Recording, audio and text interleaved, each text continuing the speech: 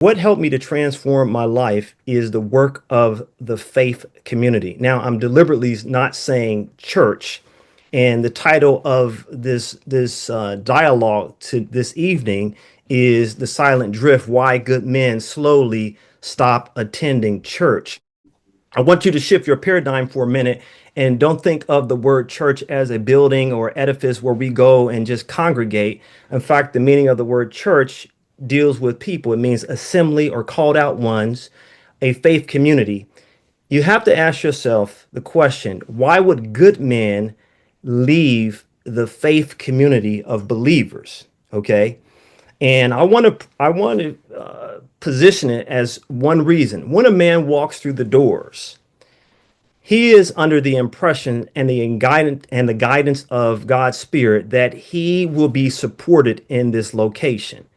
Every man that walks through those doors is suffering from some sort of challenge. It can be an addiction. It can be the generational poverty that I had to deal with. It can be a multitude of things. What we need to recognize is that the faith community is there to support him in his journey to become who God had called him to be. Now, we know that God has a plan for all of our lives. What's important to understand that God has a plan for men because he created us in his image, according to Genesis chapter 1, 26 and verse 27. So there is a friction here when we see men slowly drift away from the faith community, which is designed to support him and help him to grow. The question is, as Dr. Liverpool brought out, what happens when the man he's physically there, but he's not there emotionally? What is taking place in this process? So I want to share with you a concept that the faith community is a place where men are brought there to grow as part of a branch of a tree. Okay. So think of this for a minute. In society, we have different types of trees which empower us to receive a particular outcome. For example, in the healthcare community, we have the health tree. There are different branches in that tree. There is the primary care, there is the secondary care, tertiary care, and there's the quaternary care. In the government, there are different branches of that tree. There's the legislative, judicial, and executive. In the church or the faith community, there is a tree, and the branches are men, women, and children. And when men enter into the church, whether they are conscious of it or unconscious of it, they are coming there to grow. And what gets in the way of a man's growth are the vicissitudes of life. His family, he may be challenged with taking care of his family, work, etc. It may be an addiction. It may be self-identity. The list is long, right? When he does not receive the support to help him to overcome those challenges, the vicissitudes of life, along with the arch foe, Satan himself, begins to erode his confidence. And what it does is it takes him off the main purpose that he is there, which is to become like his maker. And so the community is tasked with helping him to overcome those challenges, at the same time helping him to become all that he was meant to be in God's eyes. Okay. So he's there. He's anticipating receiving the support that the faith community proclaims to give. But what happens is this critical failure. And you see this often in faith communities. And I give you an example. I don't know if your congregation does it or not. You know, during the service, you'll have a couple of clerks. They will count the attendance of the those who are attending the worship service that day. They'll give a number. And what they do not do is segment the audience based on the different branches of the tree. So there are men in the audience who is attending, and the men have different needs. What happens is the man, he never mentions where he needs help in some cases. In other cases, he's confused about his identity, his purpose. And so he sits there wondering, why am I here? Who can help me? And so as he progresses, what he needs is a mentor. And if you think about every great man in the Bible who achieved God's divine purpose, Joshua had Moses, Elisha had Elijah, uh, Timothy had Paul, the disciples had Jesus. Mm. When he is failing to accomplish his divine purpose and the challenges of life erode at his confidence, he begins to drift. First, he drifts with his purpose. A purpose is when you have an intentional plan to execute something.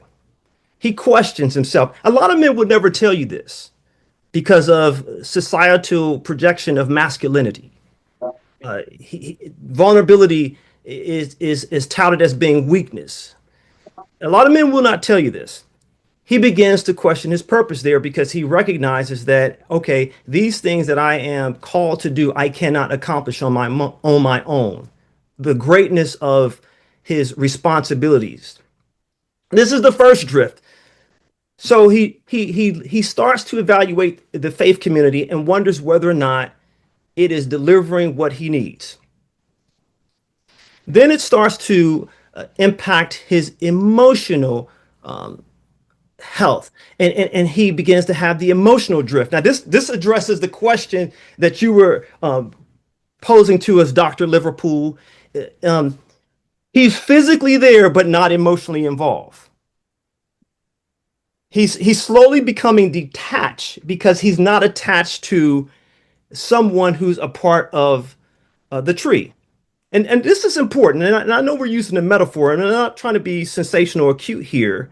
There's plenty of research that suggests that when men do not have an emotional attached to a mentor, it's very difficult for them to maintain their commitment to the faith community because, again, they have the vicissitudes of life and they have this invisible foe, not to mention their own internal struggles. It's a challenge. He tries to maintain his connection to the tree in various ways. Some men will use pleasure to inebriate the pain, to deal with the unhealed hurt, unmet needs, unresolved conflict. And the tension that's there is that he's in a place where they're claiming to be facilitators of his healing and spiritual growth, but he's not receiving it because there's no connection with anyone in the faith community, even though there are many people there who have had similar experiences or who have gone through the same thing, but they're not connected to him. Elder Garner, if you can just stop for a moment, and I'm Absolutely, wondering, please. when you use the word connection, you can be in a group, you can be in a setting, you can be in an atmosphere, wonderful music, good preaching, good lights, good environment, but you may feel disconnected. Jesus said, "I'm the vine, you are the branches." I want to challenge you though, because I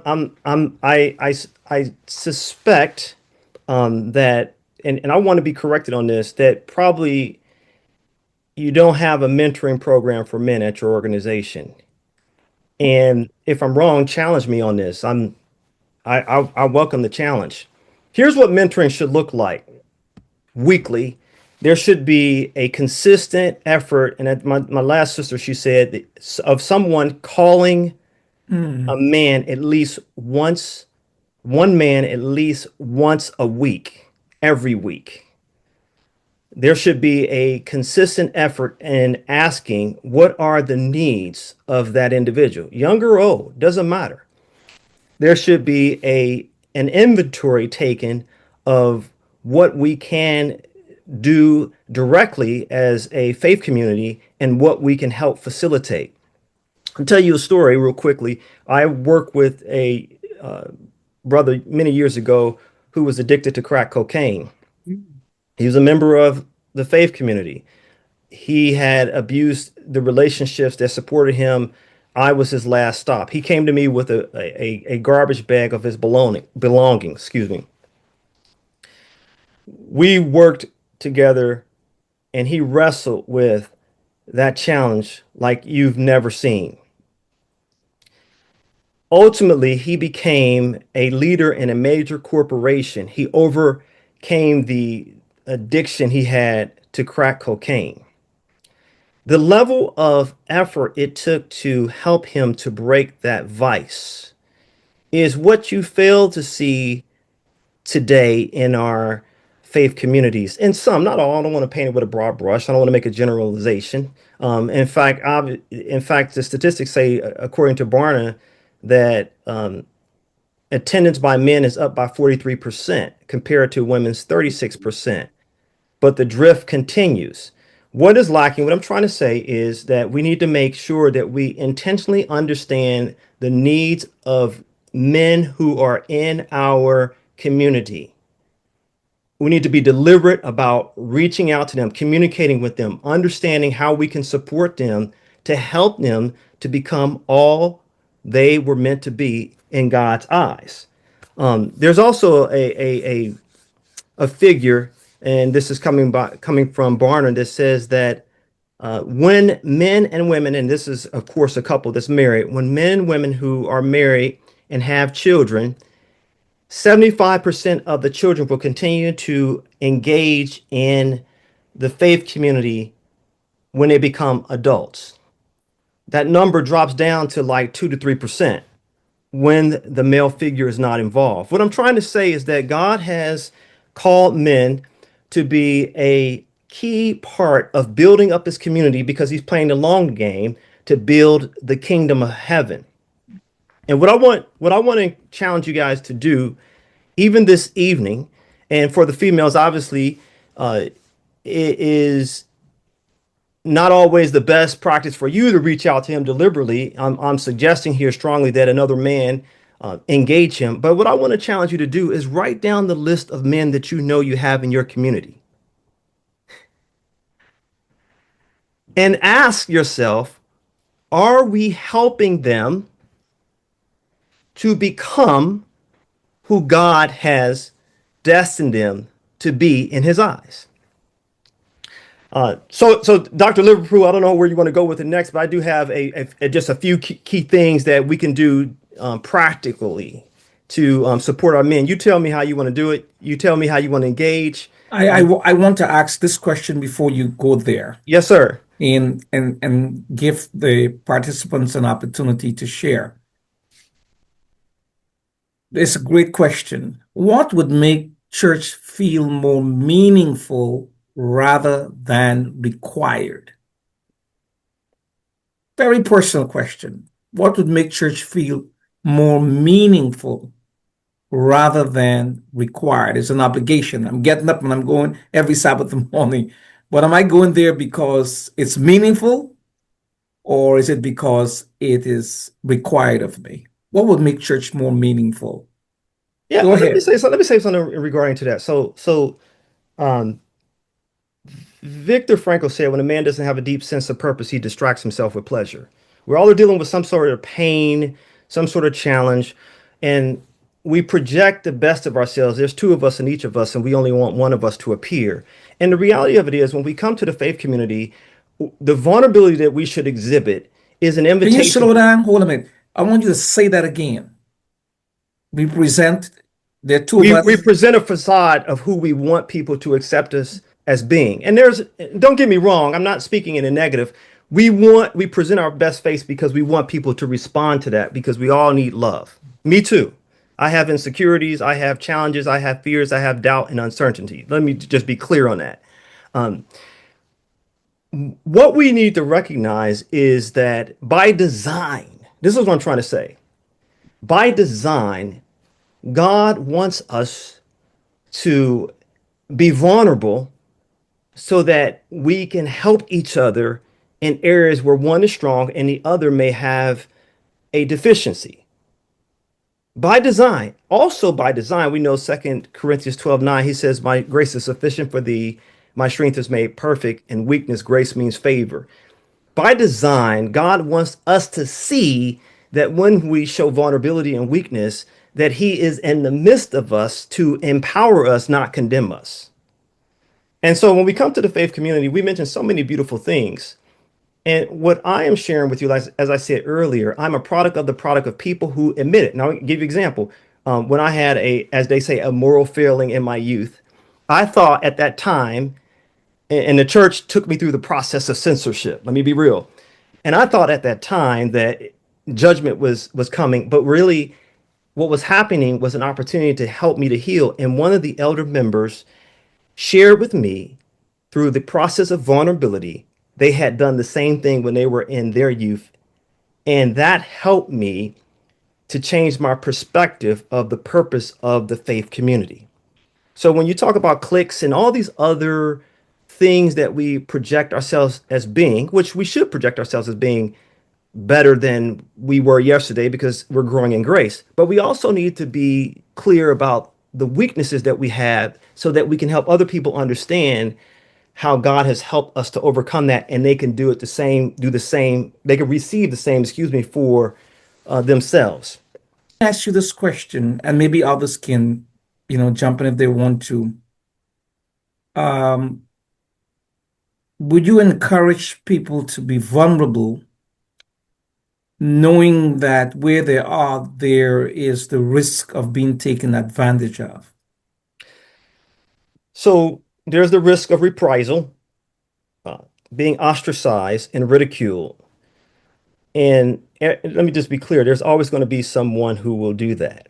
This is why it's important to form relationship through the mechanisms that are designed: social interaction, recreation. Um, it takes time to build a relationship, things you already know, right? But God, here's what I've learned from my personal experience. God will reveal to you who's your foe or your friend. And I always tell my wife, I say this to her. I said, everybody that you call friend is not your friend. Here's how you know who you can trust. The people who claim to be your friend will go through the fire with you. Friends are forged through fire, not fun. Regardless of your flaws, even if you hurt people, but heal people, heal people. Mm. And what I'm trying to say to you today, and I want you to understand that every man that walks through the doors, God has a purpose.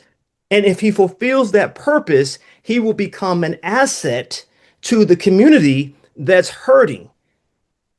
That's been my experience.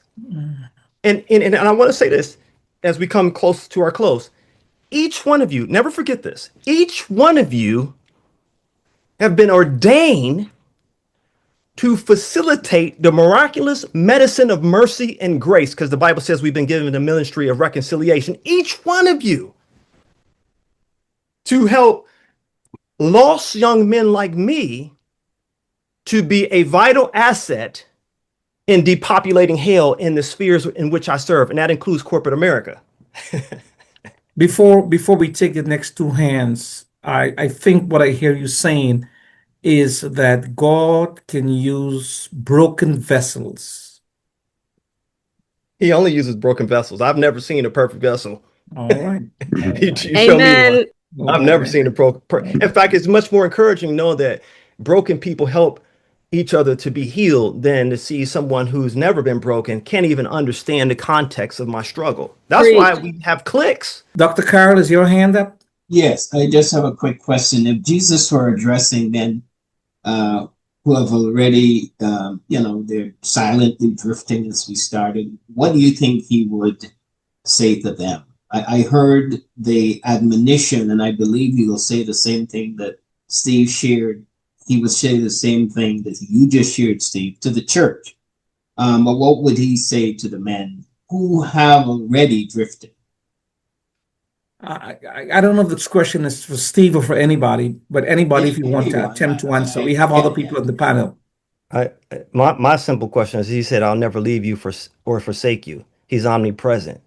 The community has a role to play, but God has a life to save. And his salvific work is not bound by, again, the construct of the facility. So we need to recognize that drifting doesn't mean condemnation. It's just an opportunity for us to ask the question, why is this person no longer here? Okay. Also, I would like to add that drifting doesn't mean rebellion, not just condemnation. Exactly. And I see Elder Vanterpool. Yeah, there's some challenges that we have as in Christianity in general, and that is we have strayed away from Jesus' method of discipleship rather than our emphasis on membership rather than discipleship. Yes, What you sir. talk about this is covered by discipleship, and we're not taught how to be disciples of Jesus. So when you look at Jesus and his disciples, you'll notice that discipling means coming alongside of these individuals and pouring into them and them pouring into us. When we become disciples, not only do we disciple, but we are being discipled as well. So we are Yes, learning. sir. It's a learning Yes, sir. process. Yes, And sir. so if you go back to the concept of and one of the challenges with the church is that when you are converted and baptized, you have to sit down and learn rather than being motivated to go out and help others at the same time. Because both of us are struggling. All of us are struggling. And it is my struggle. You're going to help me with my struggle. I'm going to help you with your struggle. And so it becomes a community where we begin to disciple each other. And there's a crossover even with males and females. So there's a connection. There is a fellowship. There's a oneness that exists when we begin to practice discipleship rather than membership. Membership is what creates the stratas that we have in our churches. All right. Before we conclude, before I send him back over to Sister Karen, I think I want to answer Dr. Carroll's question by saying, Jesus said, "Come as you are." And I would like to accept the challenge that our presenter gave us. Find a man, Find him.